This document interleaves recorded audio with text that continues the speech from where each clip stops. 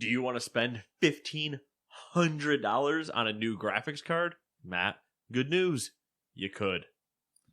I mean, I do want to, but my wallet/bank account has other ideas. Like, we can afford 2? You can buy 1 graphics card, or you can buy 2 PlayStation 5s. So we're going graphics card. Welcome. Welcome. Yes. Another week. Another week, the first week, believe it or not, of September. We have already gotten here. That's factual information. And this is the Gamers 2 podcast for September 4th. Your weekly roundup of news and commentary related to the video game industry and anything else that might pique our interest, like it doesn't matter. Really expensive graphics cards. I can't remember if they were $1,400 or $1,500. $14.99. Oh, that dollar. They save you that dollar. .99 plus tax. So, depending on where you are, $15.65 maybe. when all's said and done. Plus, that's if you found it at MSRP.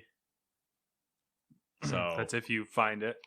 Which is if you find it, which is if we were in October, because they're not out yet. Yeah. Oh, let there be light. I was like, it seems really dark in here for the way we normally do this. And I just kind of like looking around and looking at you, and I was like, oh, light's not on. Man, that'd be why.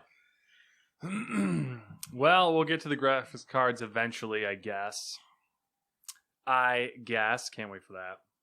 But if you wanted to spend money on other things, Matthew. If you wanted to spend your money more wisely.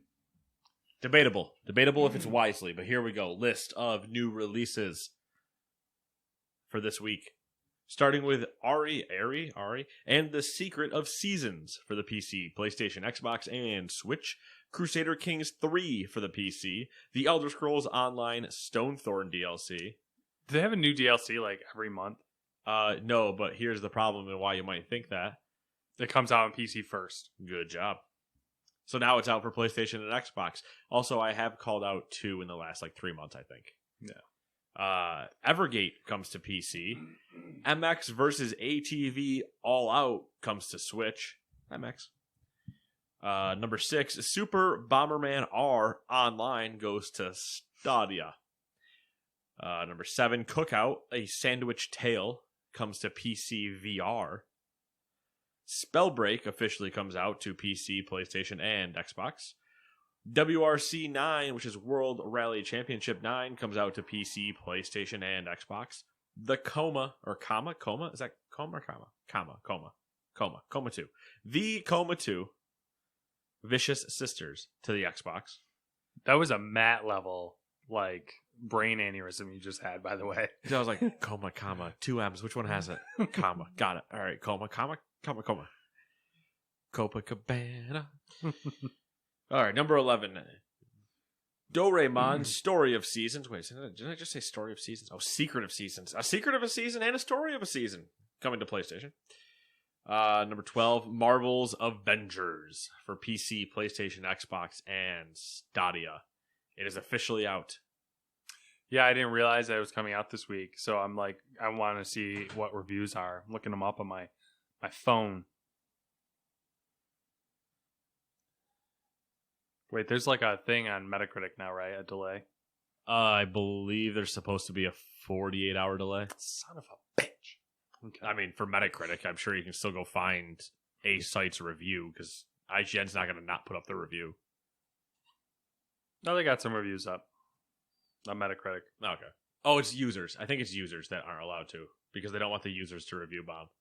But the ones that are listed as critics can. That face wasn't good. I just saw a user, some of the user scores are up. I don't know if it's who knows? Whatever the fuck they're doing. Maybe that user had it since Tuesday when the promo ones went out. 72 is the critical score, which isn't bad. It's not good, not bad. It's average. User score is floating on PS4 5.8. There's nothing for PC, and Xbox is 3.8. So they're review bombing for sure. Shocker. I want to say I'm surprised. Number 13, Paradise Killer for the PC and Switch. Number 14, Tony Hawk's Pro Skater 1 and 2 for the PC, PlayStation, and Xbox. And to my surprise, because I wasn't ready for it, NBA 2K21 is out for PC, PlayStation, and Xbox. Time flies when you're having fun. That is true. A lot of fun to be had. I should probably take number 1. Yeah? Yeah. It's because it's long? No, because I know what it is. Okay, all right. And I wrote it with semi more knowledge of shorthanding it almost. Mm-hmm. So okay. Besides, you taking number 2 also makes sense. So also maybe. I mean, it's just a big vomit of information that is junk. I should change the subtitle of this podcast to a vomit of information. Yeah. Gamers 2.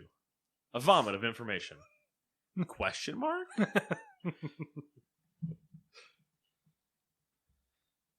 Like, you tell me. Alrighty. So, number 1 of our flashy news headlines. In celebration of the 35th anniversary of Super Mario Bros., Nintendo had a direct. And here are all, roughly, of the announcements. The OG Super Mario Bros. Is coming to a Game & Watch handheld device.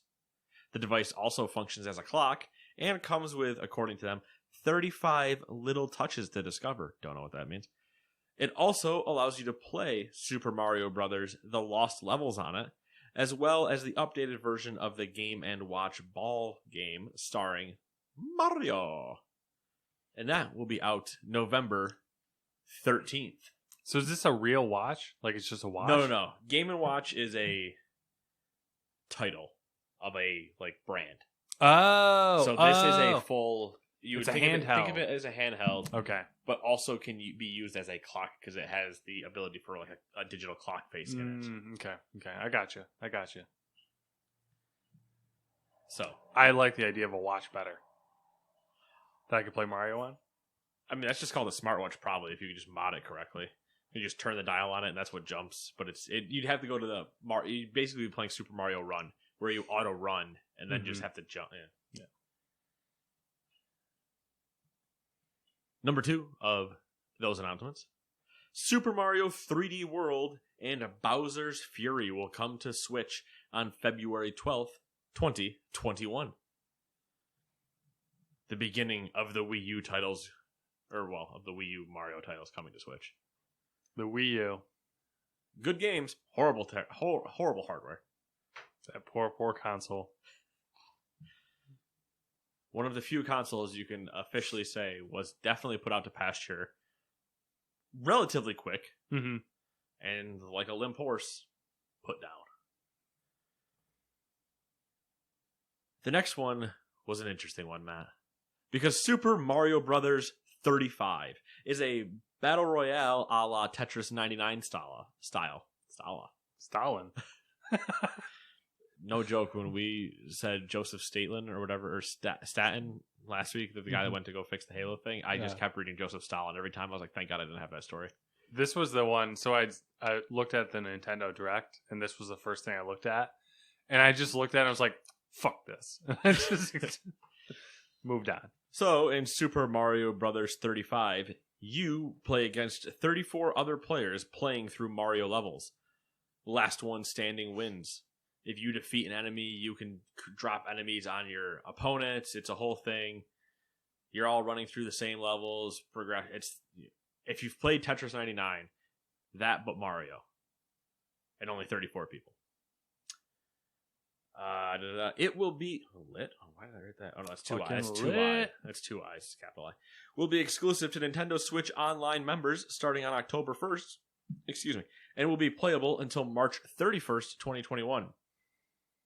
In a weird move, Nintendo has explicitly stated it doesn't plan on letting anybody play Super Mario Bros. 35 after March 31st.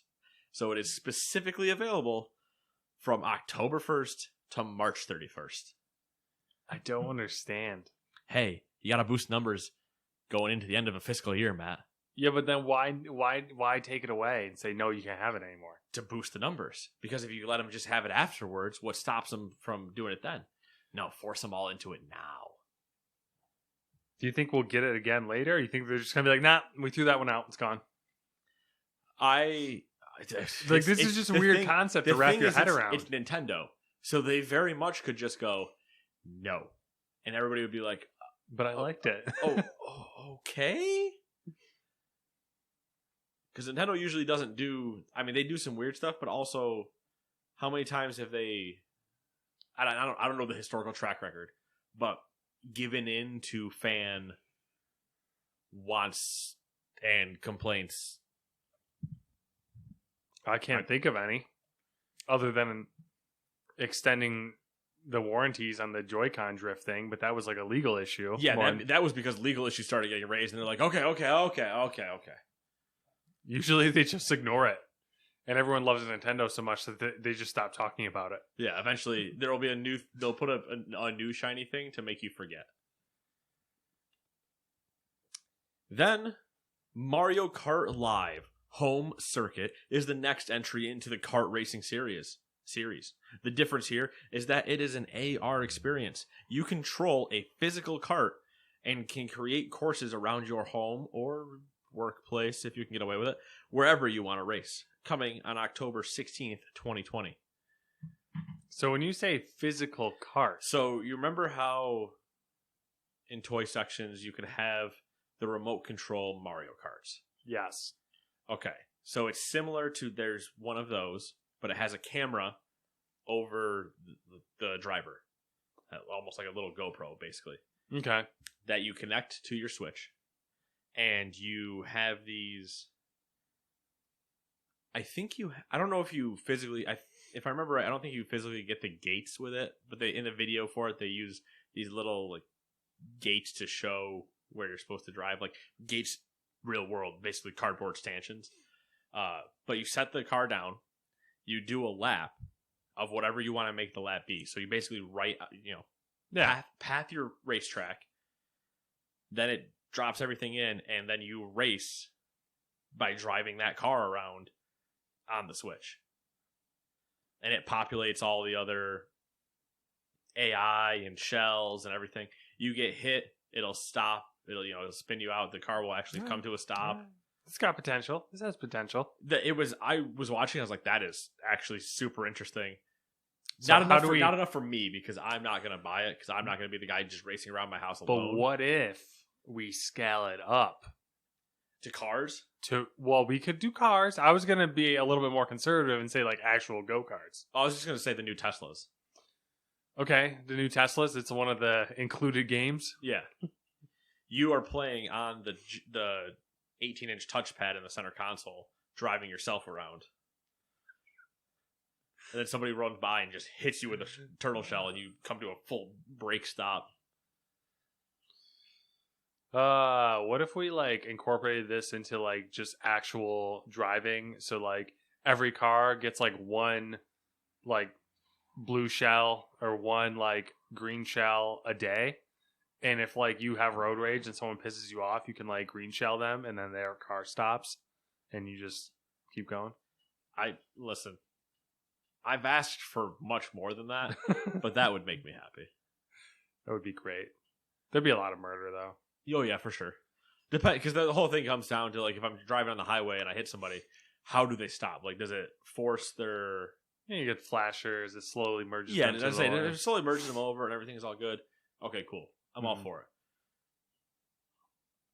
They just on the opposite side, if we're both going 65 or something, I shoot the shell out, hit them.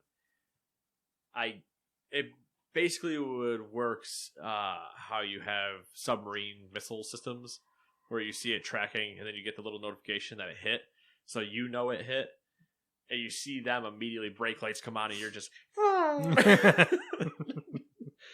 Also fun. yeah. Also, it would be entertaining. The only problem is well, this goes if we had a fully connected society and all cars were together. Mm-hmm. So you knew I did that. You saw the shell come out from me, and everybody was like, "Okay, we know what's about to happen.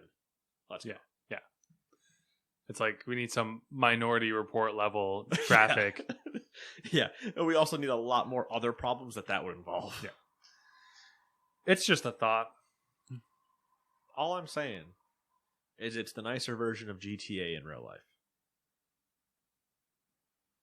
I mean, it's basically GTA right now. If you hit the ink splot thing, you lean out of your window and throw an entire can of oil on somebody's front windshield. Just have a bag of banana peels. You're just like, yeah.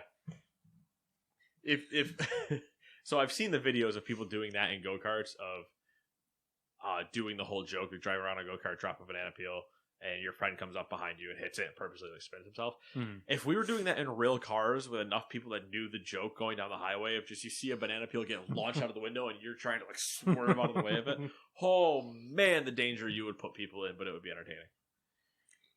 Could be a cool YouTube video for someone out there. Get on the that. go-kart one I know was done by Remy Galliard? French guy, I don't remember. I don't know how to pronounce his last name. Galliard.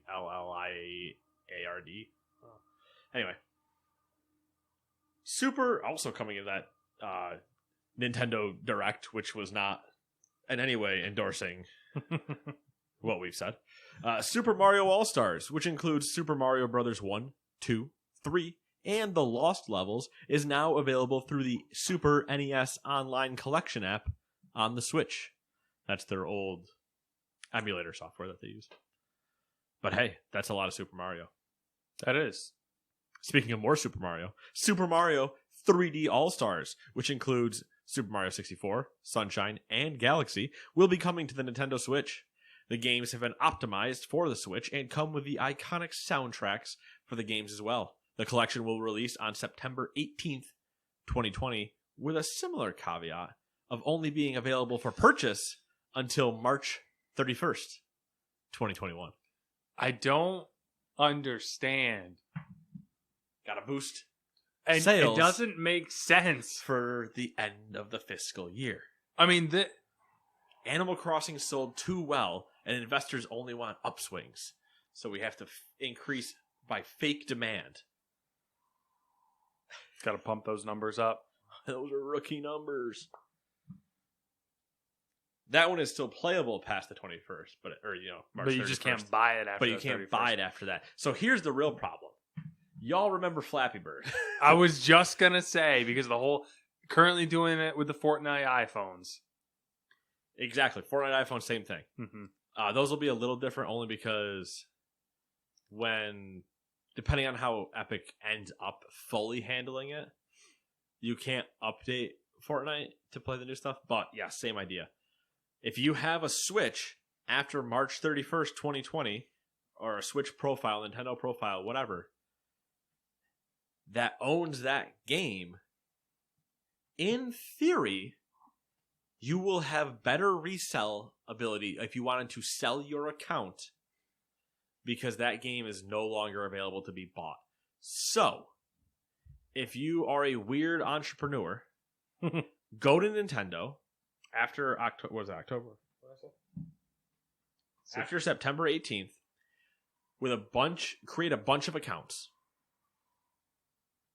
Buy this game on every single account. Wait till after March 31st. Then see what the market is, because you now have a game that can't be purchased again. And then just sell the accounts as you so need. All right, what if Nintendo... what if that game comes out and comes up to the case of I'll pay somebody $180 if they have an account with this game. Because what were the Flappy Bird phones going for that still had it installed? It was an obscene amount of money. It's like if you had a Switch that doesn't have this game and you have a Switch account, that's the other thing. You don't even need a Switch for this scam. Scam in air quotes. You don't even need a Switch. You just need a Nintendo account, which are free. It's free real estate. It is. And the only thing you're banking on is hoping that the price goes up. At worst, you can't lose money. What if it's a bait and switch and Nintendo makes them all free after March 31st? Oh, I don't think they'll do that. I think you'd have a better chance of them just lifting the 31st restriction. I'm just saying, hypothetically, what if? Well, then, you're supposed to be an entrepreneur. That means you lose some, you'll win some. I'm just saying, it's an interesting proposition if you had a potential, and I'm not saying your return would be massive, but if you were somebody, it could be massive. It could be massive. It's Nintendo we're talking about. These people are ravenous. Right. And if you're somebody that has enough disposable income to begin with to drop the required...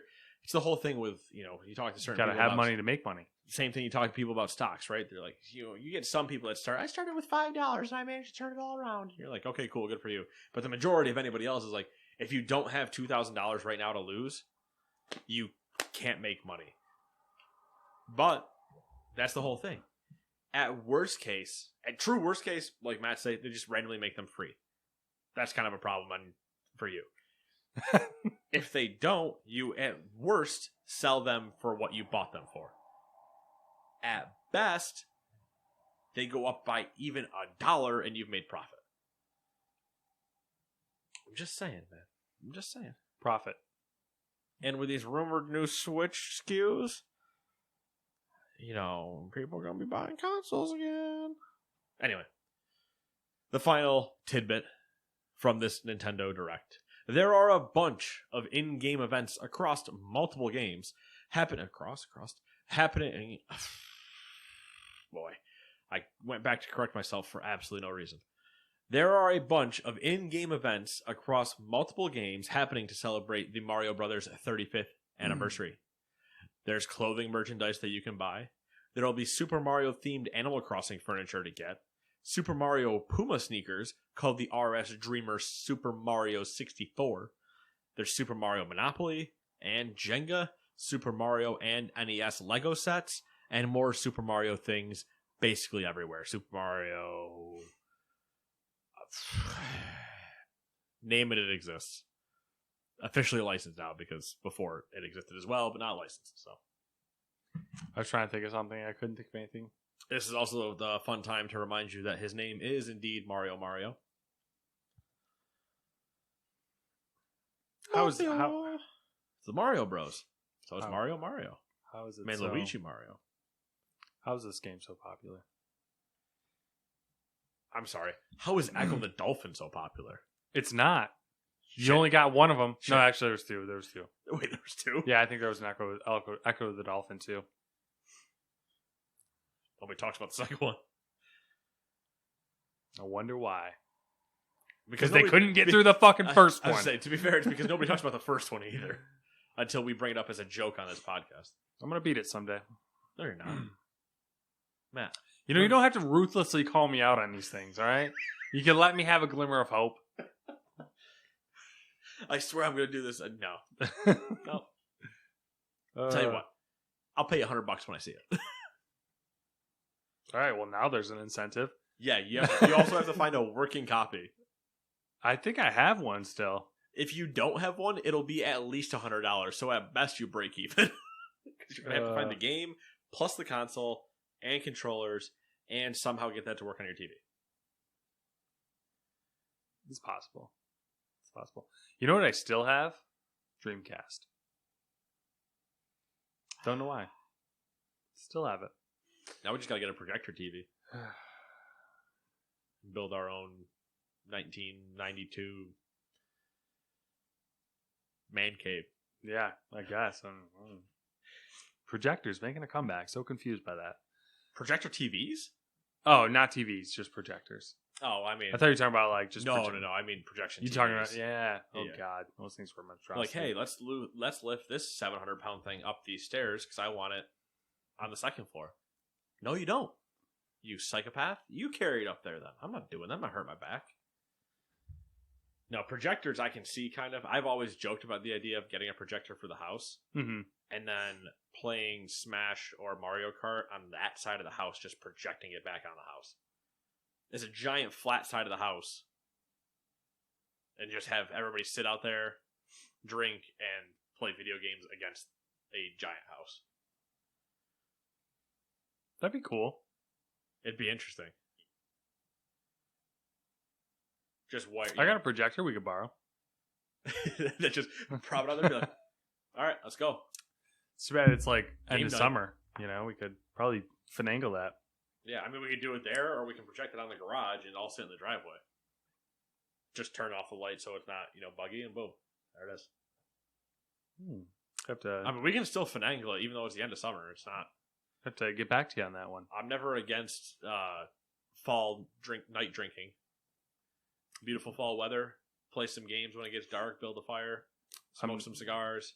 I'm not against. I still have all the cigars. Make terrible decisions.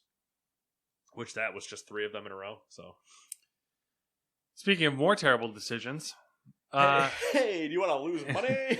speaking of money pits, Nvidia revealed its new GeForce RTX 3070, 3080, and 3090 graphics cards during its GeForce special event on Tuesday. The RTX 3080, which was described as the, quote, flagship card of the lineup, will be available starting at $700, delivering up to, quote, twice the performance of the RTX 2080 at the same price, end quote, with 10 gigabytes of GDDR6X memory. This is going to be like so much nerd shit in this. how many flops? I didn't put flops here. No flops in this one. I'm pretty sure it's 20 something. It's double. Yeah. I'm pretty sure it's in the 20s. Yep. Of the flops. It will be released September 17th. Coming in October, you will be the RTX 3070 with 8 gigs of GDDR6, the non-X version. The 3070 will be $499, $500, and the CEO of Nvidia claims the card will be faster than an RTX 2080 Ti, which is hard to believe. Rounding out the lineup is the behemoth RTX 3090, which Nvidia has dubbed the BF GPU. What do you think that stands for? Best frame rate. You know what? It's almost as stupid as that. It's stupid. It's actually more stupid than that. Oh, all right. Well. That would actually make sense. Or they could have just been cool and said it's the big fucking GPU. But That's no. what I was going to initially go with, and that's what I thought it was actually going to be, because the BFG is the whole joke. It's a big fucking gun. Mm-hmm. Big ferocious GPU is what it stands for. Oh my god, come on. And says that it's the world's first 8K gaming GPU. Nvidia invited people such as former G4 host Adam Sessler and Kinda Funny's Tim Geddes to play Wolfenstein Youngblood and Control in 8K at 60 frames per second. The card, which is up to 50% faster than the Titan RTX, will feature 24 gigs of GDDR6X VRAM and will be available starting September 24th at $1,500. We won't dive too deep into the details about these cards because honestly it's probably boring most of you. But one of the interesting features is RTX IO, which will enable, quote, rapid GPU-based loading and game asset decompression. In conjunction with Microsoft's Direct Storage API, RTX IO will offload asset loading and decompression work from the CPU to the GPU. This will allow the same kinds of benefits that Microsoft and Sony have touted with their next-gen consoles, and that includes their NVMe SSDs, near-instant loading times, asset streaming that supports expansive and highly detailed open worlds, and improved frame rates. Whole ton of garbage that just came out of my mouth. If you're a big old fat stinky nerd like me, I don't need to get attacked, all right? like me, I wasn't attacking you. I was attacking me. You weren't attacking me directly. There's a ton of details online, and if you are into the hardware side of things, it is pretty interesting because there are it's the biggest change Nvidia has made to their GPUs in a very long time. 3 generations, I think, probably. Yeah, so in terms of like over end upgrades. Yeah. So we'll see. We'll see. I mean, obviously we always take Nvidia's supplied performance numbers with a very, very small, tiny grain of salt. Yeah. So come September, whenever, we'll see what happens. It'll definitely be interesting. I mean, I'm always intrigued. The best was seeing the memes immediately coming out of console gaming finally caught up to, or is really narrowing the gap on PC gaming. The train hitting the bus one was my favorite. Yeah. Here comes console gaming. Boom! Well, there it goes. Never mind. I mean, it makes sense. The jump from the 10 series to the 20 series was very, very small. So, yeah, we'll see. I have like a personal problem with the event, but I'm not going to talk about it on here. I'll talk about it to you after. I didn't watch it, so no, I didn't either. It's something you read.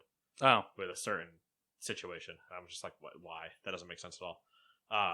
But yeah, no, it's entertaining. Oh, the people playing games? Yeah, I agree.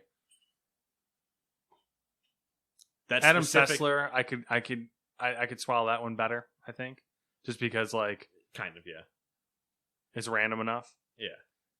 Tim, don't get me wrong, I love Tim, but not who I'd consider a PC gamer. That's the issue. I mean, he loves visuals and stuff like that, but it's like yeah, whatever. That's what it is. That's who they hired. That's what it works. Can you imagine though? Let's think about this for a second. 8K at 60 frames per second.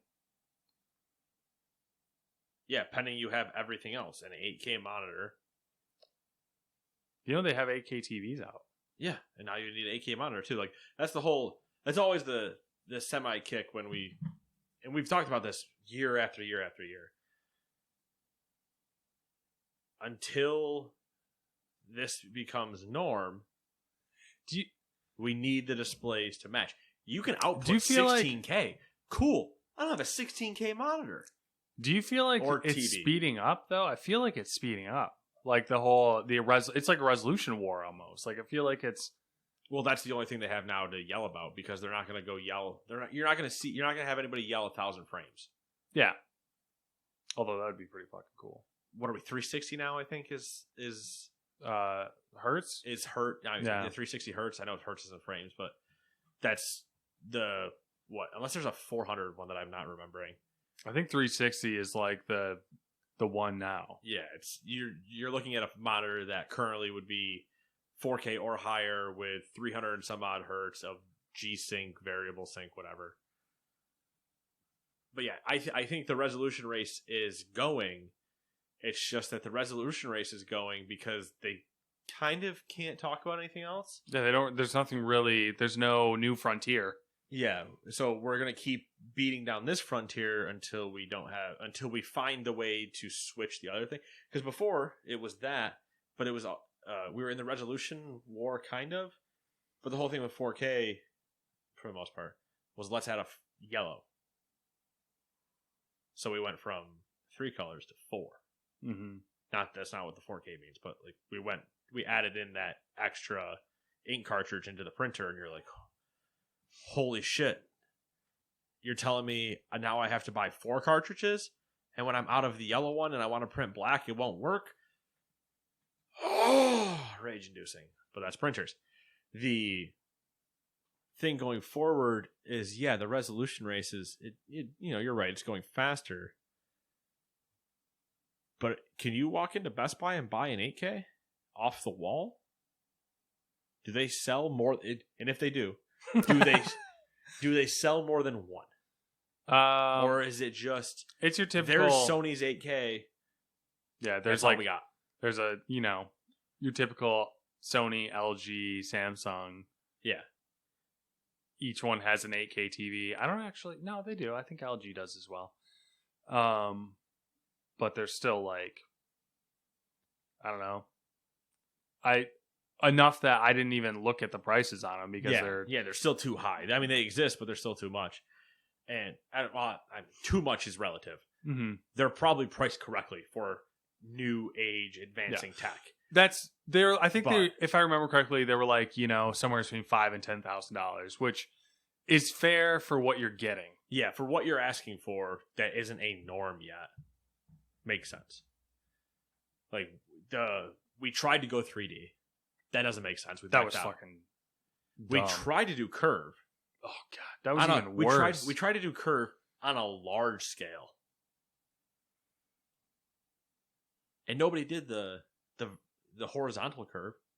Everybody's doing vertical curves. Mm-hmm. Give me a horizontal curve, so I can look down while I'm playing and up. I don't really want that. I'm just I want discussing what we've tried. I want mega thin to be like more of a thing than it is. I don't need mega thin. I need no bezel. Yeah, that's true. Small bezel would be more important to me than mega thin. Mm-hmm. Also, that's kind of like a thing though. Like I didn't realize how small bezels are now. You can find even some have small bezel versions. Mm-hmm. That might be like a different letter on their SKU where it's, this is the XMLG 7 and then the XMLG 8 has a half-inch thinner bezel and you're like, ooh, not that a bezel's ever an inch, but you know what I mean. The kick is, even with 8K, and I know 60 frames and somebody will start yelling, you can't see above 60 frames a second. Shut up. That's not true. I know. But the gold standard, for the most part, is 120. Don't get me wrong, 240 and 360 and everything like that start looking great. Diminishing returns. But when I'm running 2K games at 120, at 144 on my Dell monitor, nice little beauty over there. Oh, they're pretty. They're pretty good. So that's still where it is. It's like you can keep going up and up in res, but your frame should come with there's gonna have to be another point where it's okay. We've got to 8K. Cool, we're there. Okay, now we've got to 8K 60. Now we've got to 8K 120. Now we've got to 8K whatever. Okay, now we can take the next step in resolution again and go to 12 or whatever the hell I start counting by at that point. I'm gonna whack something over here. I keep turning more and more Italian and use my arms. So yeah, we'll talk about that more probably when they're released, or at least when benchmarks come out. Yeah, so Digital Foundry will be just pumping out benchmark discussions, and especially once Cyberpunk comes out, because that's the one they were really touting. Cyberpunk will be the first.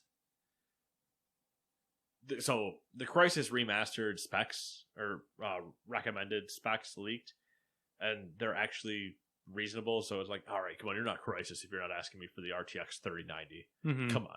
But nobody's going to use that game to bench. They're going to use Cyberpunk to bench.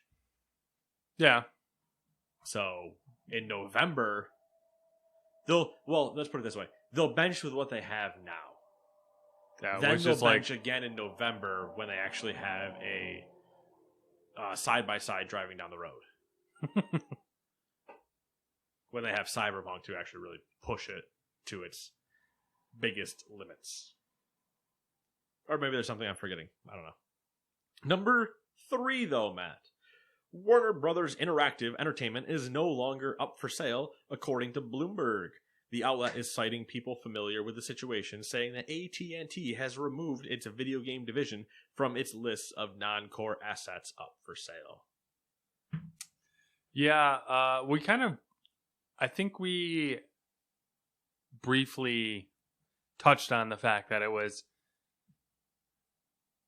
kind of stupid to sell Warner Brothers in a way, because they have a lot of good IP. Yes. So, yeah, keeping that one. Good for them. Proud of them. Proud of you. It's also funny, given the post-DC fandom. Yeah. and everything. I'm wondering if they were like, let's sell it off before that happens in case something goes wrong. Nobody wants to buy it. Okay. Oh, that event went great. Okay, we're gonna keep it. And you're like, okay, whatever. I don't know. Weird move for sure. I mean, it makes sense if it went the exact way I just said. Sell it because you're unsure. Turns out it has people excited. I'm assuming it's some weird. They were pumping up their stock numbers or something. Some weird, trying to accomplish some shady, some backhanded bullshit. Yeah. Look over here. Look over here. Look over here. Ooh, stock prices went up by $10. Money in my pocket. I got a pocket full of money. Not sunshine. I mean, they're the same thing. Yeah, really. If I see sunshine, the first thing I think of is money. Not true. But if I see money, the first thing I think of is how many hookers. How many hookers? How many RTX 3090s? It's the same thing. I'm buying a whore either way. I like it.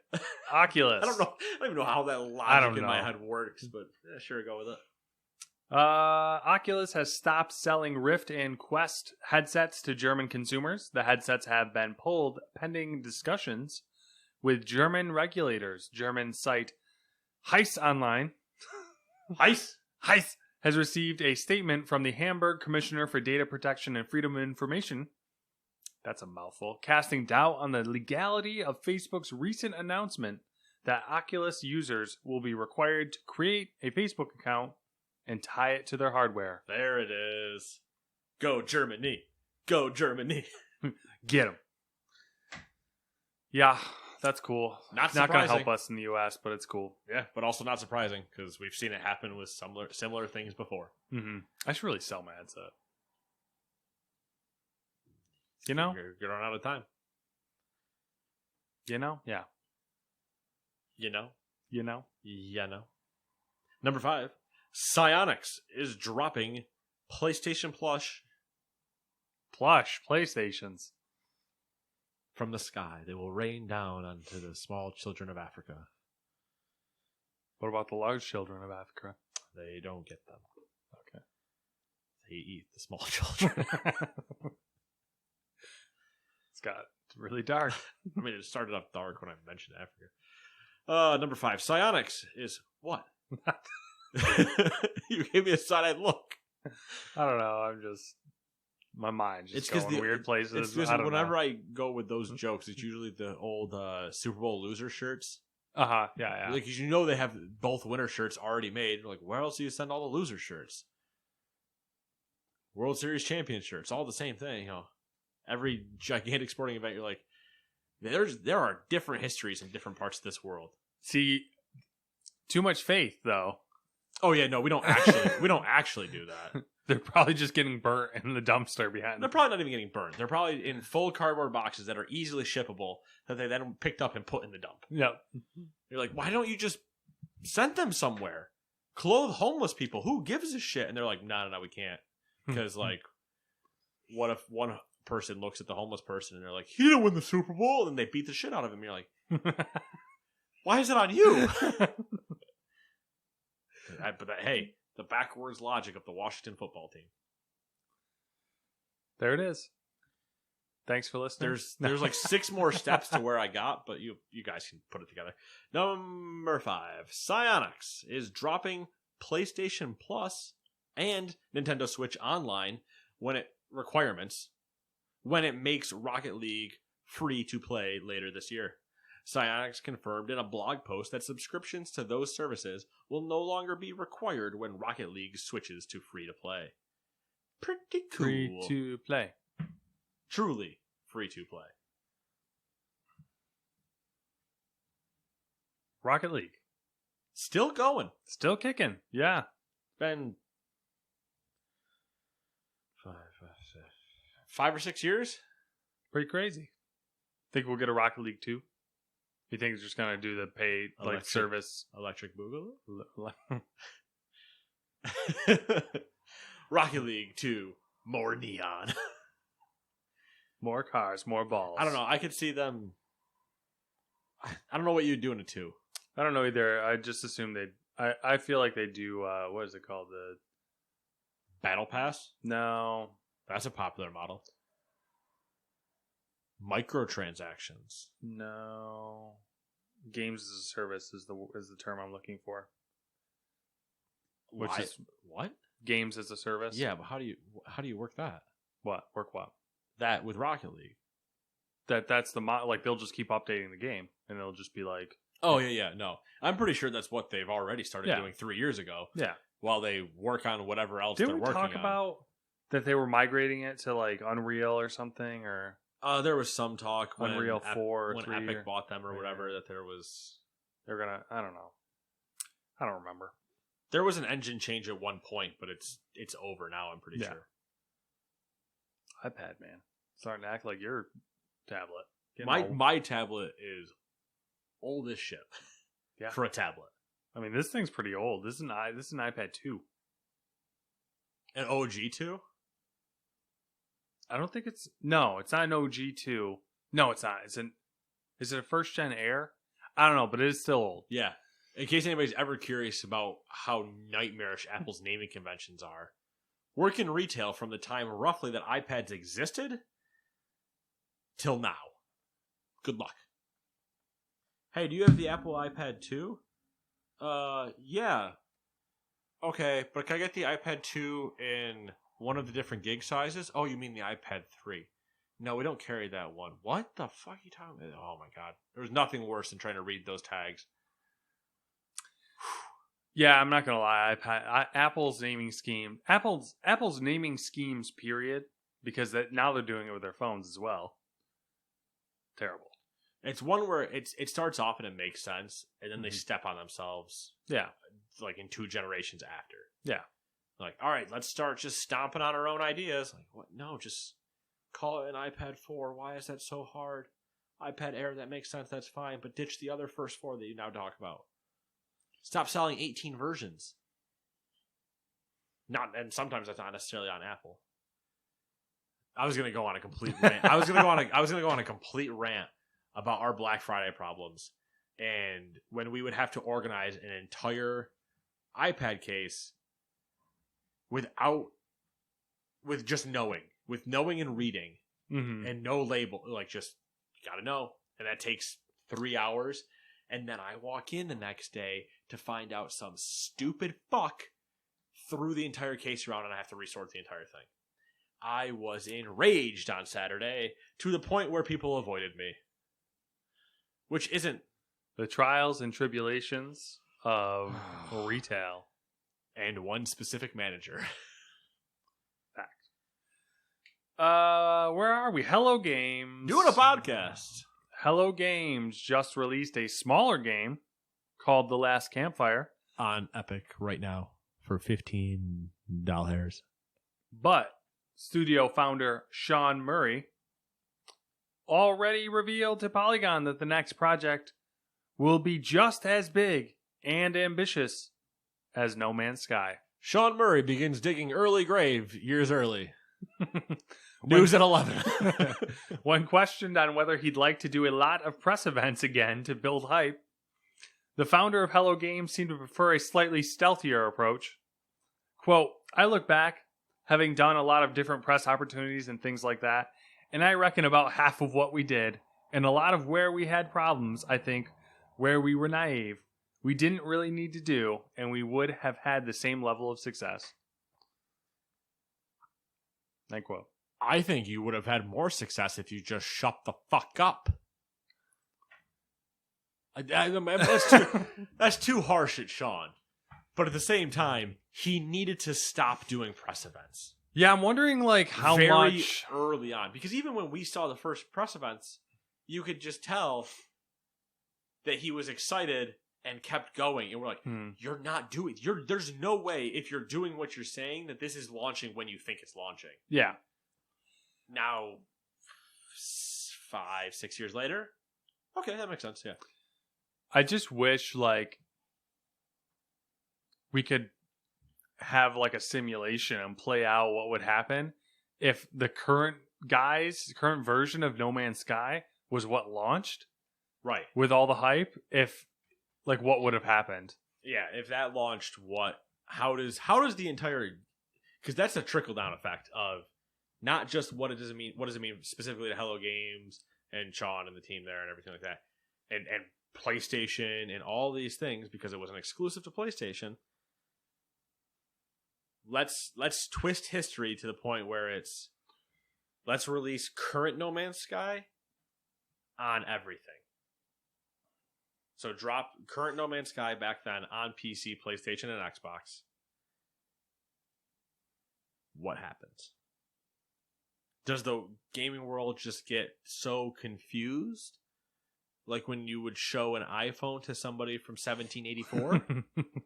That their head should just explode or look similar to the Nazi from Indiana Jones? Where his face just melts? Would that same thing happen? I would like to think so. It'd be interesting to see happen. Yeah, sure. Does it change Red Dead 2? I don't actually think so, but interesting to think of if we're really going to go to butterfly effect levels. Yeah. Yeah, what would have happened if it stayed a PlayStation exclusive? What happens to Minecraft? What happens to Astroneer?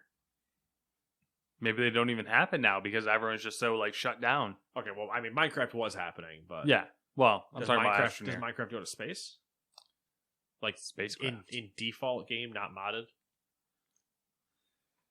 I don't know. It's too much for my small brain to handle, to be honest with you. Does the Nintendo Switch even exist? All right, now we're getting crazy here. Does No Man's Sky come out on Nintendo Switch? No Man's Sky launch title Nintendo Switch? No Man's Sky Nintendo exclusive. Wii U. What happens? What the fuck? What happens to the world when you give them a touchpad and a half-promised game? That reminds me of something. Me saying Wii U touchpad? Yeah, it made me think of the PlayStation controller thing I saw earlier on before I came here. The PS5 controller, or is it? Yeah, PS4 thing? What the fuck is it? Hey, cool. I'm getting distracted. No, I thought I saw a thing of the PlayStation 5 controller is supposed to have a night mode, dark mode. Yeah, wrap your brain What does around that mean? Wrap your brain around that. Does that just mean you turn off the LEDs on it, so now my controller gets lost in the darkness while I'm playing by only the TV light? If it means dark mode in terms of I can buy a black controller instead of a white one, I'm down for that because I want that anyway. That white controller is too much. What the? Sorry. All around me are familiar faces. Yeah, apparently it has a night mode. It's not an LED screen. I'm not looking down at that from my mini-map. But that would be awesome if that's what they had chosen to do instead of just making a weird swipe touchpad. You imagine if that's where like your Red Dead map was, or your GTA map? What that? I'm sorry. On the touchpad. That'd be dope. You know what would be So dope? you hold the controller up in front of your face and you're like, you know what would I be gotta go left on 2 streets. That would be cool. Or like, you know how like the cars have the heads up displays? Like you have heads up display on your controller. Give me my miles per hour and stuff on my controller. Make it an LED screen. Or just a map. Like yeah, a little map there. It'd be great. GTA, it should have been your cell phone. That should have been an LED screen that was your cell phone. That'd be pretty cool. That would be cool. There is actual application for that, not swipe touchpads and I want to shake to do a spray can. Yeah. I know that's referencing the beginning of the PlayStation console and things have changed, but still. No, there was what was the most recent one? There was a recent one. I mean, Tsushima used it was fucking wasn't it was last was part 2. You had to shake for the flashlight. Flashlight battery. Which didn't happen, but that was I maybe did that 5 times during the entire game. Mm-hmm. Infamous Second Son, it was a scripted, written in mechanic. Did you not use your flashlight in The Last of Us Part 2? Mine was always on. I think mine basically was, but I don't think I ever really had to run out that much. Oh. At least to the point where I don't remember. And I think it was worse for Second Son either way, because while Last of Us was annoying, you didn't even have to turn it sideways. You could literally just flick it to go up and down, and it would still count itself. Second Son wanted you to turn it sideways, so you now have control basically of a vertical controller. A shake weight. A shake weight, basically. Up and down like you would shake a spray paint can, or a shake weight, or something else. And then they still wanted you to pull the trigger with your index finger while you had it vertical to spray paint these graffiti tags. And I couldn't get more annoyed at a mechanic that wasn't in VR. If that's in VR, okay, that makes a lot more sense. Just because you get new tech doesn't mean you should use it. You want to know what I never saw in the Nintendo games, like especially Super Mario Odyssey or Zelda? Well, not that I can remember in the little bit I played as Zelda, but especially like Odyssey. When you saw it in 1-2 Switch, but they dedicated the entire game to let's show off the movement sensors and stuff and vibration controls and everything like that in the Joy-Cons. But that entire game was all mini games dedicated to that. What type of psycho leaves stickers on a monitor this long? Can you just not right now? All right, that's been there. You know what I noticed the other day too? That's been around. Hold on. This reminds me of something actually. You know what? You sent me a Snapchat the other day of your desk, and you still have the stickers on your monitor stand as well.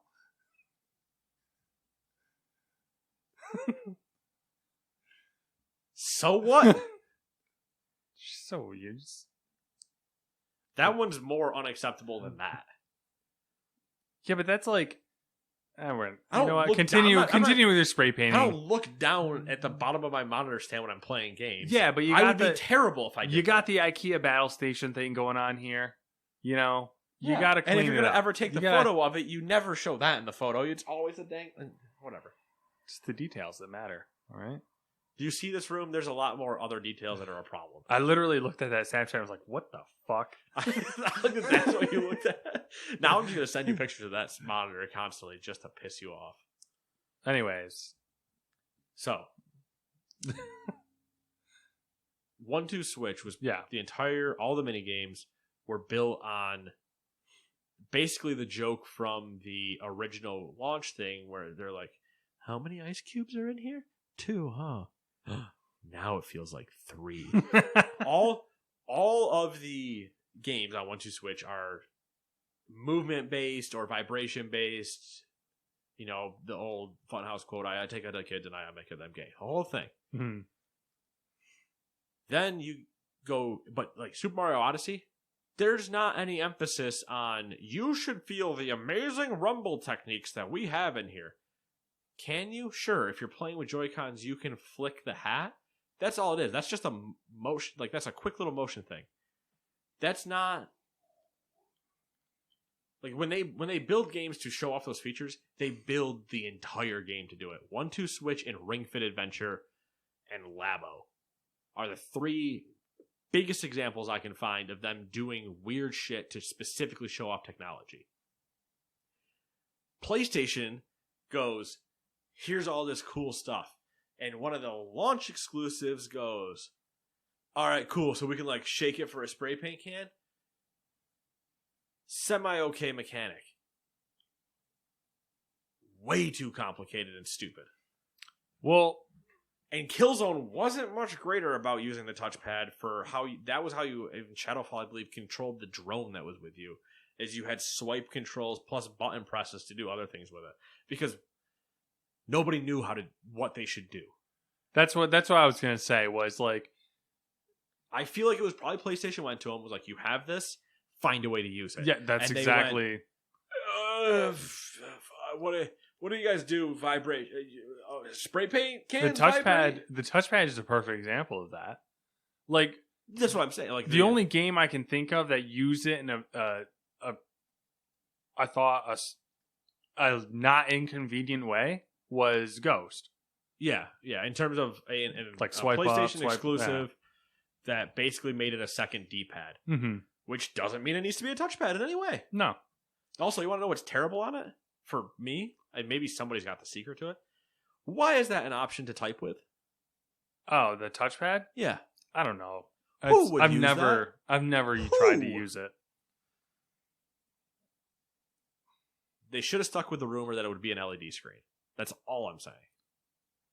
Yeah, I agree with They that. did the sentiment. great tie-in with GTA and other things with the light bar. with the light bars. So good. It's a great tie-in. Now, don't put a touchpad. I know we already got the touchpad for PS5, but like, come on. Fucking touchpad. Make it a translucent touchpad. Maybe that's the joke we all don't know. That white is just a translucent to a screen in the background that shines through, but it's still a touchpad. It's not really, but that would be expensive is what that would be. $120 controllers. We're welcome. Number 7. Next generation console price leaks have officially begun. And no, it's not Walmart Canada. Wow. But one of them is Europe. I feel like we should send a trophy to Walmart Canada. No, we should send failure awards because they weren't the first. Normally they are. Good job finishing last, fucking losers. Way to go, dumbasses. Anyway, for the Xbox Series X, thanks to a Pringles advertisement running in South Africa. That's why you can't trust chips in a can. In too small of a can. You Yeah. can't fit your hand Yeah. in there. I problem. have tiny hands. Yeah. I can't fit my fucking hands in a I Pringles have can. larger hands, and I can get like 2 fingers in, and then I'm just kind of fishing around in there to... That's what she said. Hell. Anyway, yeah, so Pringles. Advertisement running in South Africa shows the console for sale at 13,500 Rand, which is a currency. When converted, and converted to pounds first, as pounds lines up closer to the US dollar, the cost seems to be around $600. I think it's like specifically 614 or something like that, but enough where you go, okay, that makes sense. As for the PlayStation 5, thanks to a report from French website Xboxygen, I mean, of all names, What a fucking name. why wouldn't they have the PlayStation 5 prices? The standard PS5 would be $600, and the digital edition would be $500. And now silence on us from rumors going forward until official announcements or confirmations. We'll talk about the first ones and then official, because I'm not dealing with the other 17 sites that leak potential prices. Yeah, that's why I stopped including rumors. So I was like, I'm fucking done playing this game. That's why I was like, once I see these ones that are an Yeah. advertisement and a post, cool, there it is. After that, you now have to wait. I think these are probably pretty realistic prices because if we haven't heard prices by now, They have to be more than $500. it's probably not a good thing. It is one of those generations where people are going to... I mean, our initial guesses were both 500.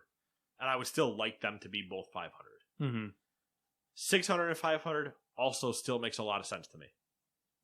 I still don't necessarily agree with the digital thing being $100 cheaper. But if it's 500 and not 600, I'm buying it. That's done. There's not a discussion in my head where I don't do that. You're saying buy the Digital. You're gonna buy the digital. If it's 500 versus 600, I would just buy the digital one. I think I'd still go for the full version, the regular, because of the 4K Blu-ray player. I just don't buy movies. Yeah. On disc anyway. Yeah. So I'll just 4K Blu-ray quality stream from Amazon, Netflix, and so on.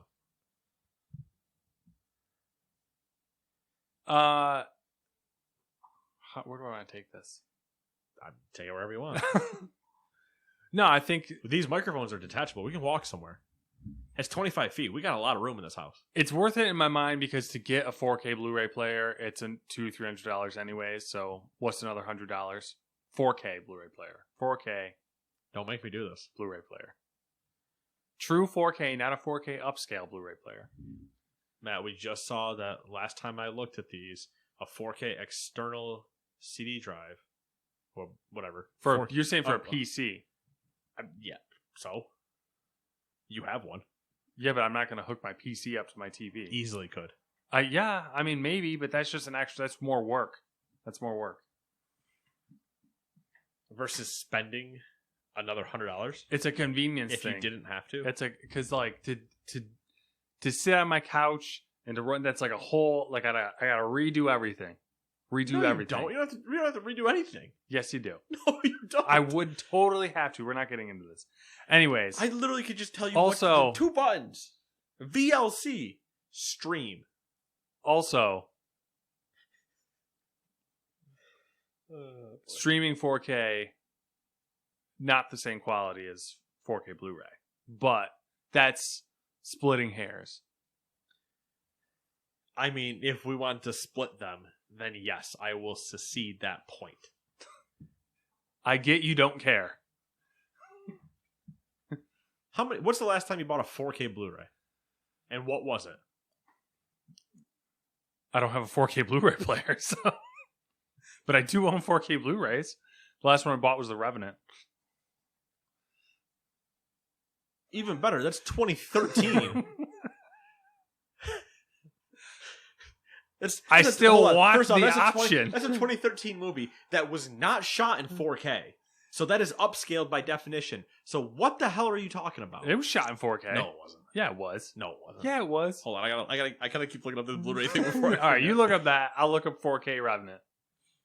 Was it? Because I don't know if it was shot in 4K. One from Sony for $100. So yeah, I guess you're right. But that is it upscale 4K or is it true 4K? Oh, well, let me click on it because it's just the first thing that comes up for. Welcome to the Gamers 2 podcast, where we spend time Googling items while we're arguing about things. Upscale. Hold on. Oh, that's a Wi-Fi one too. Oh, I don't even know who the store is, but the one has them for $200. The Revenant is shot digitally, native 4K. But what was it? Was it not on 30mm film? You fucking twat. That's not me. That's just movie snobs. What's the argument? Is it 42 and 27 or 35 and 70 maybe? Yeah, I don't know. There was some. It could be some. Was it Spielberg? Somebody was shooting off about it when they were discussing. Was The Hobbit maybe was shot different? I don't remember. But it was probably Quentin Tarantino, and it was probably The Hateful Eight. Because that was a whole thing. That might make sense. That makes where sense. Yeah. he shot the movie in 70mm because that was what the westerns were shot in, or whatever. Some purist bullshit. Yeah. Basically, yeah. No, but to me, I get. Okay. I understand the argument. The $500. Either way, yeah. The discussion is $500 versus $600 upfront immediately, and then my argument goes to Matt of he's going to spend $35 if he buys the 4K Blu-ray new. Be at least $35. Mm-hmm. So now you spent $135 for one movie. Where I'm like, I'll pay $500, stream it at a slightly lower quality, and not pay $35 up front because here's 4K movie, depending if it's a streaming service or even if I purchased it on Amazon, is not $35. But this is the issue. I think I will double check while you say that, actually, because once again, I could be speaking out of my ass. Apparently, I have been this entire time. Oh, I don't even know what your question was at this point. What a 4K movie would cost on Amazon. Oh, it's probably like digitally. I mean, I don't know, digitally. Yeah, not like if I bought the physical option. Like if I bought the issue I have that you don't have though is that there's things that I watch that aren't available on streaming services that I would probably want to watch in 4K because it's some whack fucking Japanese anime or something like that. No, that's what you exactly watch on streaming services that you can't find physical media of. It's the problem is though that's exactly what you stream. Both problems exist in the same thing. So you can there's things that I want to watch that I can't get on streaming services, but I could buy in physical media. And then there's things that aren't available in physical media that I can watch on a streaming service. But my point is that I want the option. I'd want the option, and I plan on buying a 4K Blu-ray player anyway, so I was, why not get the PS5 or Series X or whatever your poison is, and Okay. There it is. So, I'm not that was saying- our I'm not- completely useless argument. I'm not even saying you're wrong. I'm just saying, like, preference-wise between the two of us. I'm just saying I'm right and you're stupid. I'm just saying between the two of us to get the same job done. We're doing different jobs here. We're doing semi-different jobs. It's a Venn diagram that has an overlap. The overlap isn't that big. It's the PlayStation. It's playing games. It's the overlap. Yeah. No, but the overlap is also play games, watch movies. Then the discussion becomes physical or not, and that is the only part that is. You tell us, guys. You tell us. Yeah, 6 people listening. What do you want to argue? Which version would you buy for $500 and $600? Pending that the only difference is a 4K Blu-ray player included or not. Which is all we know to be the difference. A disc drive, essentially, that is. All right. In this day and age. Heathens with their discs, their physical media. Do you still buy PC computer games? Because when you download them... Never mind. I was like, I could go really reductionist with that dumb statement, but I'm not going to do it. Because it's not the same thing. I don't think you I am looking for a Laserdisc player if anyone's got a lead on one of those. A Laserdisc player? Yeah. Why a Laserdisc player? Dude, I have like 80 Laserdisc movies. Yeah, but you need to find a new one, not an old one. You need to find need just a. They don't make them new anymore. I just need to find one. They didn't have that same randomness that they did with the record players now, where you can get the new ones that pump into everything. No, the last one. You need a Laserdisc player that has HDMI in the back, so you can still plug it into the TV. Somebody makes one somewhere. The last one was random country where they're like, I modified this Raspberry Pi to read Laserdiscs, and you're like, whatever, dude. The last Laserdisc player in production was, I think, Panasonic in Japan in like 2008 or something like that. That's close enough. So have one shipped over.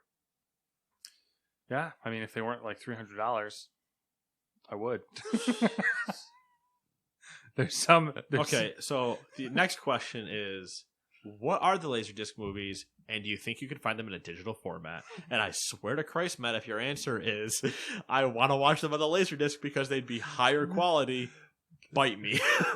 It's not... See, your argument is valid, and that's why I haven't bought one, because there's no reason for it. It's just one of those things, like records. It's like records. There's no fucking reason for records, but people still want them. I don't know. Apparently that new argument is that it's better if you listen on a vinyl because then you can really hear. I'm like, that might have been true. That's horseshit. Yeah, and it also might have been true in the 70s? Yeah, I mean, I get when the you argument. Didn't have an option? I get the argument, like, if you like the sound of vinyl, that's cool. Yeah. The whole it's better thing, you just need to put a sound card in your PC, and then your problems are solved. And then you get a good set of speakers, which is the main problem with all of it. Because guess what? If you have a record player with a bad set of speakers, guess what it sounds like? A shitty record player with a shit set of speakers.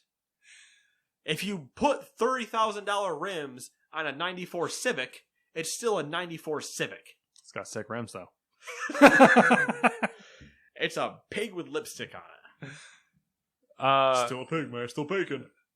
Shut up. I'm gonna tell Miss Piggy. She banging. She could get it. That's a sentence. Can I get the fan art, the fanfic of Matt banging Miss Piggy? It'd be raunchy. All right, just throwing it out there. She would dominate the shit out of you, and I'd like every second of it.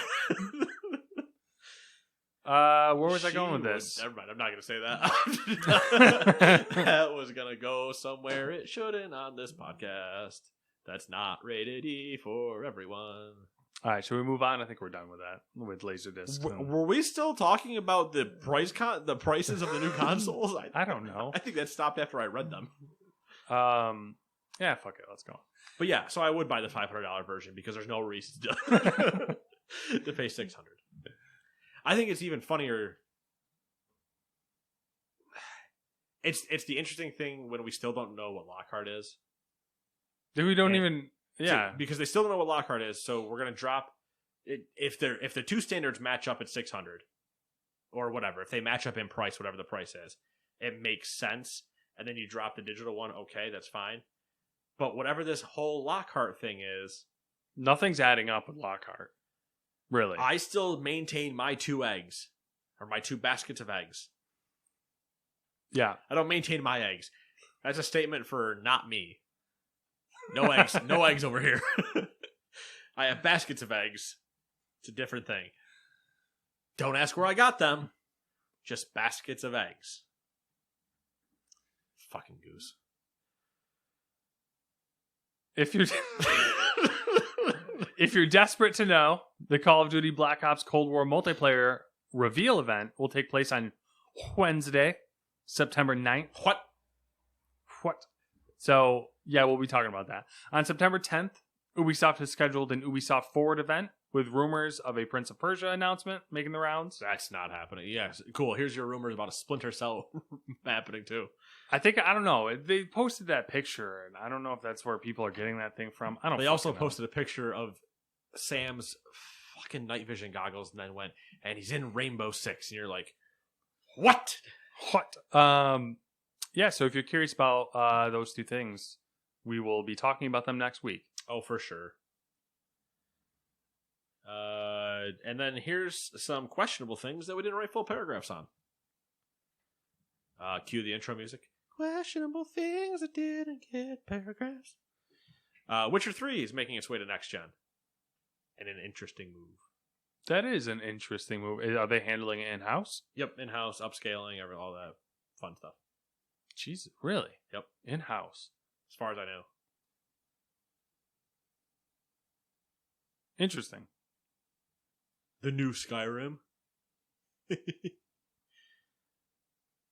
Number 2, Hitman 3's next-gen upgrade will be free. Nice. Good for them. Good move. And Matt's favorite Ubisoft game, not named the sailing game. That's a bold move. I don't even fucking know what this game is. Gods and Monsters has had an official name change to Immortals Phoenix Rising. Gods and Monsters is that one where during E3 I remember that. last year they show absolutely nothing. There's a green hill and there's like a bird creature thing at the top of it, and they go Gods and Monsters, and I'm like, that's not coming out anytime soon. You guys remember when Beyond Good and Evil 2 existed? Same thing. Ubisoft's like, nah. I mean, so you got Beyond Good and Evil 2. They never should have shown that at an E3. That should have been a blog post saying, we're beginning work on, and that's it. Yeah. Gods and Monsters or Immortals, Phoenix Rising, which they spelled Phoenix wrong. No, that's the cool new way to spell it. New being God. N with an U, with an U. N with a U with an umlaut over the top of it. The cool new way. It hurts so bad. And then Skull and Bones. Yep. Skull and Bones is never going to happen. It's just I'm waiting for the day we get to read the line that says it has been canceled internally. You'll never get that because they will silently scrap it and then use its dead carcass for another game. They'll hope everybody forgets, and then you'll see mechanics of it show up in the next Assassin's Creed, and you're like, yes. I knew it. Yes. I don't even... we know nothing about this game, so... Nope. They literally showed that moment, and I haven't seen anything from it I'll be honest with you, I'm more excited about The Witcher 3 coming to next gen than any of these things, honestly. Yeah. The other two were just like the Hitman thing was cool. Yeah, get the that's cool. Get the next upgrade, and the Gods and Monsters thing was just funny to me. Yeah, it was like, okay, cool. You changed the name of a game that still no one is positive about. Mm-hmm. All right, but hey, Witcher 3. I've already played Witcher, so it doesn't do anything for me. And I played it on PC, so yeah. We should do a segment at the end of the fiscal year where we rate all the publishers and based on their fiscal years. Just based on based on what they did and didn't do within the fiscal year. Yeah, what like Ubisoft would probably be I would say last, but there's things like EA and oh no, EA would win. EA has Anthem in the fiscal year. Would they? All right. Are they winning or are they losing? What are we talking about here? We'd have to come up with criteria. Because I was saying we just rank them like best to worst or whatever. EA would still be getting close to the bottom. Yeah, so it'd be a fight between Ubisoft's like Ubisoft still has. We still have Assassin's Creed coming. Yeah. We still have Watch Dogs coming. they have good stuff. It's just that. it's like these type of things that they constantly like drop the ball on. Oh, if we were gonna do that list, Yeah. it would get real interesting with like Activision and Blizzard. Yeah. Because they would get the moment of really swinging for the fences for that bottom of that ladder. Honestly, it might be harder to pick the best. Because we could easily find negatives in all of them. Do we want to mention BioWare? Because they lose. Or do we lope them in with EA? I would lope them in with EA. That plummets EA's ability. Fiscal year would be an interesting timeline of looking at it because you'd get away from certain things. Like Anthem technically isn't in the fiscal year anymore. That's gone. Mm-hmm. But it's like, There was a update for Anthem. We didn't go over it though. I'm sure there was. I didn't even look at it. Was the update, we're still working on the entire refixing of this? Yeah, I think so. It was essentially a 2.0 Anthem 2.0 update or something like that. Still working on it. All right, cool. Unless it was we've given up, which would have been more newsworthy. Anthem 2.0, we are now officially working on the next Dragon Age, and Dragon Age will now have mechs in it because we don't know what to do with Anthem. I just want Mass Effect Remaster, please. You can keep wanting that, but there were rumors that it got delayed. Well, add it to the fucking list of game delays because we got a pile. Also, did you see the Batman news? I like the idea that we have Pattinson got COVID. So. Yeah. So did The Rock. No, interesting. So there goes Black Adam. I like the idea that we basically DC. Add him to the list. I like the idea that we just have a 6-foot bookshelf worth of DVD cases that are all just things that we're expecting to see soon. Mm-hmm. And then behind us is the landfill of delays. And every now and then we just kind of look at the shelf and we're like, nope. And just over the shoulder about as high as we can, landed on top of the landfill. You know what'd be interesting? We should make a board, like a whiteboard of like hype. Of like a hype build. Of like what we're hyped for? It could be that, or it could be like what we see a lot of hype in. Yeah. Ratchet and Clank. Yeah. Cyberpunk would be like Cyberpunk at the top. Yeah. I mean, we can fit a large whiteboard on a wall in here. I wanted to do it anyway for Football Manager, which is an entire other thing. I've wanted to put a whiteboard in here, but I can't justify buying one that's on wheels and like rolling it out for myself.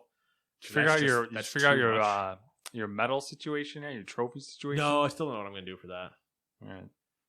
I'm 50-50 on. I think I have an idea of what I'm gonna. No, I don't. I have no idea. Okay. I haven't figured out what I want to do. The idea before I was like, maybe I get like custom patches or something because those are just easy. Mm-hmm. I'm like, what do you do with a patch? Nothing. You don't do anything with a patch. I think what we should do or anything. And then I was like, do I get the world's smallest trophy with a larger plaque than the trophy itself is? I think we should build our own trophy using a baby soccer cleat. That's sad as shit. Be so great. But it has to get sent to the person in second that says sorry for your loss. It'll be like in a shadow box and it'll be a baby soccer cleat and a tiny violin. World's smallest violin. Or we go by like the young kid toys, right? The small dolls that are basically all in onesies that the only hard part are the hands, legs, and head. The entire other thing is just meant to be hucked around. Like the Cabbage Patch doll type but things. if you caught somebody with one of the heads, you dent their skull as a child. Yeah. Take that, pop the head out, screw the head onto the top of the trophy stand, and send that.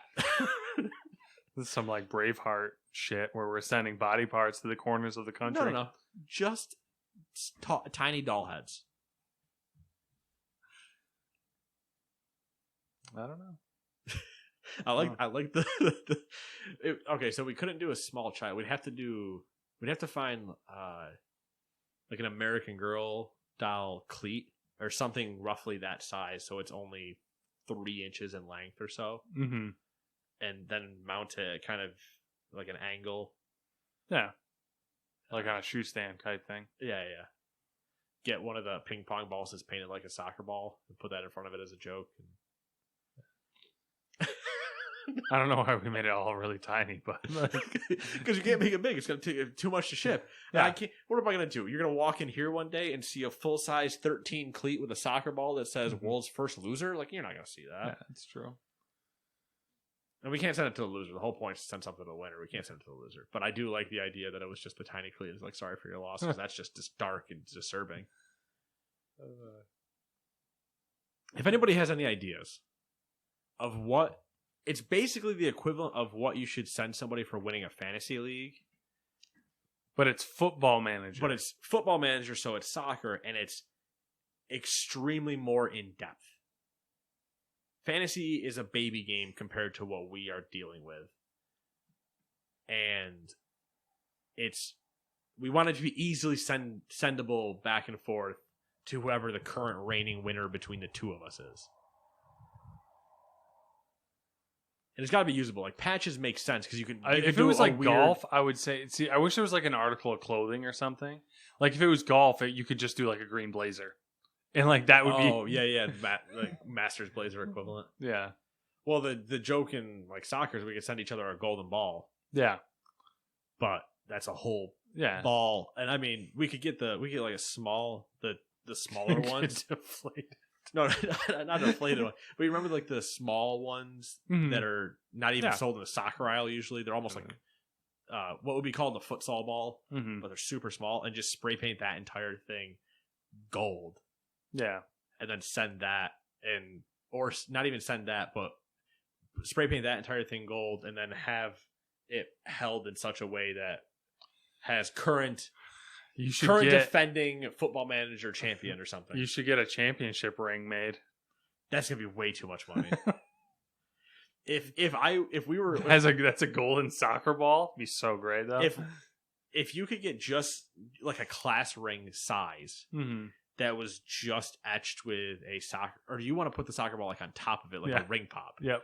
Oh, not like a ring pop, but like the dome of the class ring type thing would be a soccer ball. Yeah, it would be the face of a soccer ball. I was thinking either that with it, laser etched in or whatever, or ring pop style golden soccer ball on top of it, so it's almost just obnoxious. Yeah. Oh, we're getting way too into the weeds on this. Yeah. So anyway, this is the Gamers 2 podcast.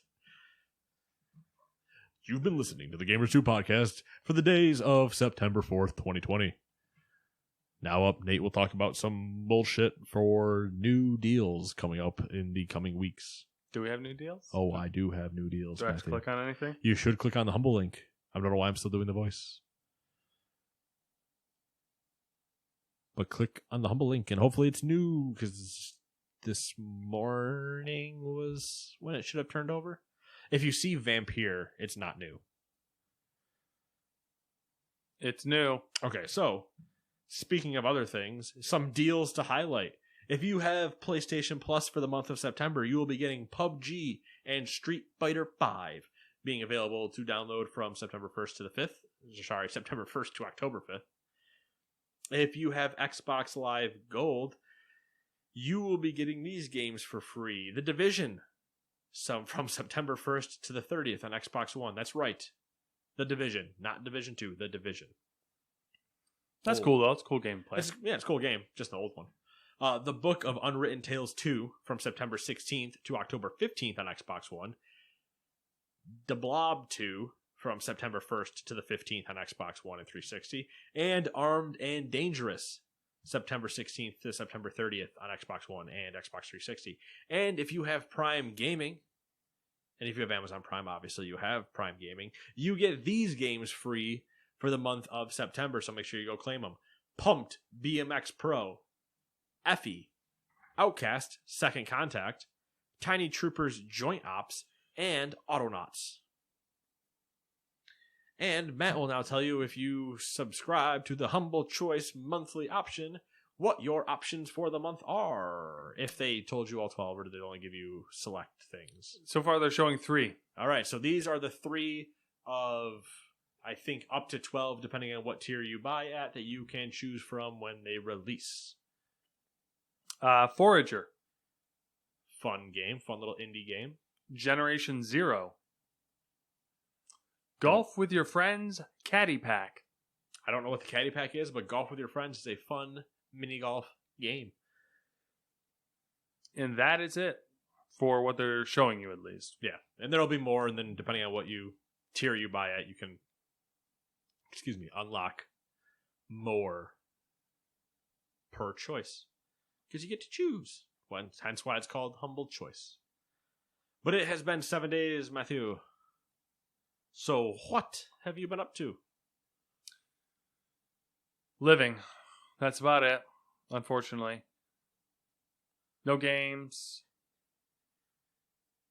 Nothing really.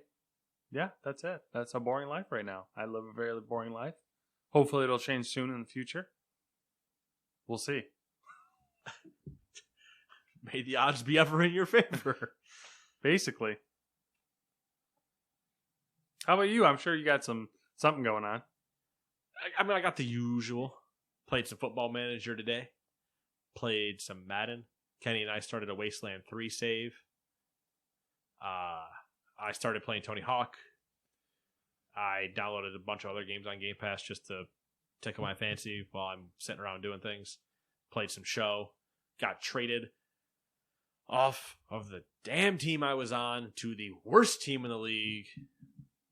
So, I'm not bitter. I'm just disappointed. All right. That's what it is. I haven't really watched anything other than sports. I think season 2 of The Boys came out, right? It did. It came out today. First 3 episodes are out right now. So I'll probably start burning through that. There's a bunch of things I need to either finish. I need to finish. It just started, but the Amazon does their All or Nothing series, where last season they focused on Manchester City. This season they're focusing on Tottenham. So I'm watching those. I'm almost done with the City one. The Tottenham one is new, so it's week to week. So I'm waiting for the next episode of that to come out.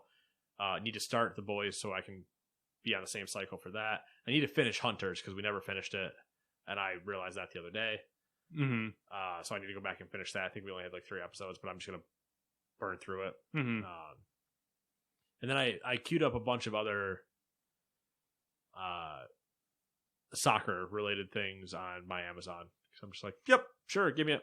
Let's go into the veins. Tap tap, give me it. All right, into it. It's always entertaining. It's like watching one of the F1 things where it's all behind the scenes stuff, and it's just fascinating. The Man City one so far was been crazy because you're seeing one of the greatest coaches ever go through like tactical things for his players and all this what it means and stuff like that. So it's just cool to watch. Yeah. I did try to watch Umbrella Academy on Netflix. Everyone keeps saying that's good, and I just see it and I don't trust them. I made it 2 episodes, and I just went okay, and nothing of it hooked me to make me want to continue. I couldn't even begin to describe it to where it would make any sense. Okay. At least not in the time that I want to stop this podcast. I will attempt to when we are done. I don't really also, care as that I'm much, saying so. this, I'm getting a text message that is complaining about the fact that I don't watch it because a friend of ours has burned. My ear's ringing now. She already knows. Through all 2 seasons of it and loved it. And I'm just like, I don't know why. A few people have said that, and I look at it, and I'm just like, I don't get it. But I haven't watched it, so I don't know. I made it 2 episodes, and I was like, I don't get it. And so I just kind of stopped. But That's yeah. right. I felt that way about Game of Thrones as well. So yeah, Game of Thrones. I would catch recaps enough so I could converse with people about it. But I was like, I don't give a shit to ever watch it. Yeah. But call me a heathen for it. I don't care.